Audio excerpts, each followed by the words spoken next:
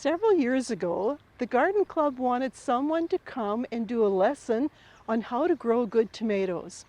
One of our members said her neighbor, John Anderson, has a beautiful garden and grows the best tomatoes every year. He came to the meeting and gave a great presentation. I'm Mary Holm, host of Prairie Yard and Garden, and when someone asked for a show on how to grow good tomatoes, I knew just the right person to ask. Welcome, John. Well, thank you so much, Mary, for that nice introduction. And yes, I remember the day and we had a good time. John, how long have you been gardening? Oh, I believe I started gardening way back in the 1930s. Not always happily, because I would have much sooner been swimming. But the rule at our house, because my mom and dad knew the importance of that garden, but the rule was you work in the garden till noon, which meant when the other kids were going to swimming lessons, the Anderson kids were there in the garden. And some days, not very happily, but it was important and it kept us fed during the winter. And by fall, my mother would have the cellar. It was just a dirt cellar, dirt walls, dirt floor. And the shelves would be full of canned goods of practically every variety. But when you look at a wash tub full of beans, when you look at a long row of potatoes and you see the weeds growing and you know where you are, the garden does, to a 12-year-old or 11-year-old, does not seem so attractive. But finally, the year I started teaching in 1956, I started my first garden that following spring. And I think except for a year or so when I was back in school, I've had a garden every year.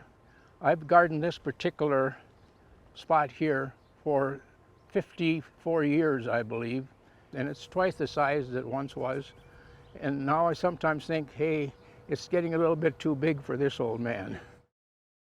Now, when it comes to tomatoes, I know that there's different kinds. What are kind of the two main types of tomatoes? They oftentimes divide tomatoes into groups on the basis of their growth habits. And there's the indeterminate tomatoes, and there's the determinate, and then there's the semis, that kind of determinate, that kind of fall in somewhere in between these.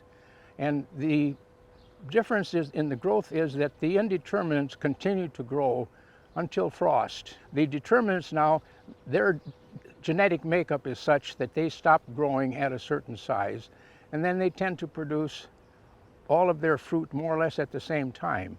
And so there's advantages and disadvantages. If you want to eat bacon, lettuce, and tomato sandwiches in October, then maybe you have to go along with the indeterminate growth. Whereas the determinate, if you want to make salsa or something, then you might want a heavy crop ripening much at the same time and get, so to speak, get it over with. When should you plant the tomatoes? Tomatoes are, like peppers, are a kind of a warm weather crop.